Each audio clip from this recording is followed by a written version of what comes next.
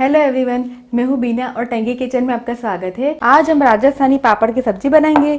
अगर आपके घर में सब्जी ना हो तो आप इस पापड़ की सब्जी बना सकते हैं। सब्जी खाने में काफ़ी टेस्टी लगती है और बहुत ही जल्दी बनकर तैयार हो जाती है। तो चलिए हम राजस्थानी पापड़ की सब्जी बनाना शुरू करते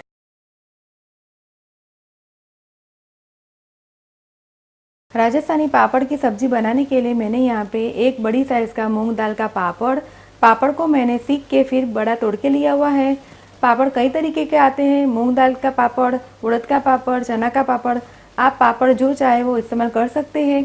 2 बड़ा चम्मच दही, 2 टमाटर की मैंने पेस्ट बना के ली हुई है, 2 बड़े टमाटर, 1 बड़ा प्याज को भी मैंने छील के फिर इसकी पेस्ट बना के ली हुई है, 3 बड़ा चम्मच तेल, नमक हम लेंगे स्वाद अनुसार, 2 बड़ा चम्मच धनिया को मैंने काट के फिर लिया हुआ है, 1 छोटा चम्मच कसूरी मेथी, 2 छोटा चम्मच धनिया पाउडर, 1/4 छोटा चम्मच हल्दी पाउडर, 1 छोटा चम्मच जीरा, 4-5 लहसुन, छोटा टुकड़ा अदरक का और 1 हरी मिर्च। तीनों की पेस्ट मैंने साथ में बना के ली हुई है।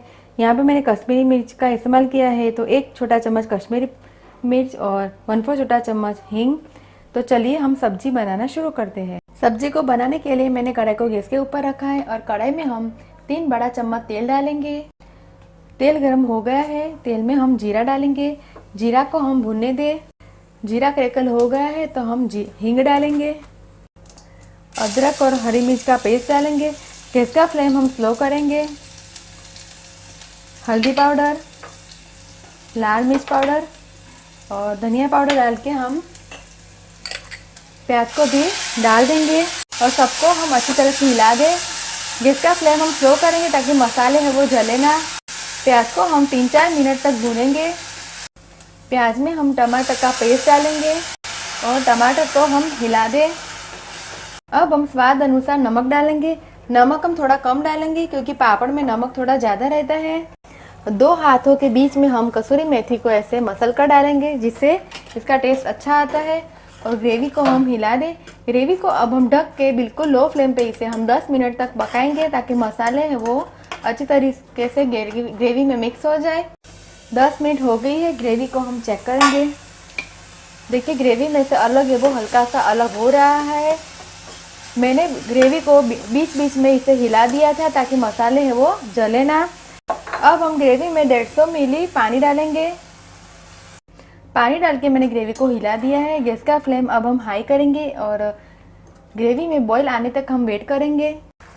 आप देख सकते हैं ग्रेवी में बॉईल आ गया है, तो गैस का फ्लेम हम बिल्कुल स्लो करेंगे और अब हम ग्रेवी में दही को डालेंगे। जब हम ग्रेवी में दही को डालें तो गैस का फ्लेम स्लो करें ताकि दही है वो कड़ल ना बने और दही डालने के बाद हम इसे तुरंत हिला दें ताकि दही है वो फटे ना। और ग्रेवी में उबाल आने तक हम इसे हिलाते रहेंगे। देखिए ग्रेवी में उबाल आ गया है। आधा छोटा चम्मच हम गरम मसाला डालेंगे।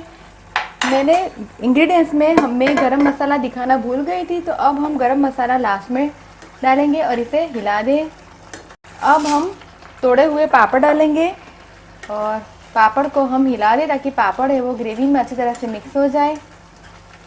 और थोड़ा सा हरा धनिया भी डाल दें और थोड़ा हरा धनिया मैंने गार्निशिंग के लिए बचा के रखा है।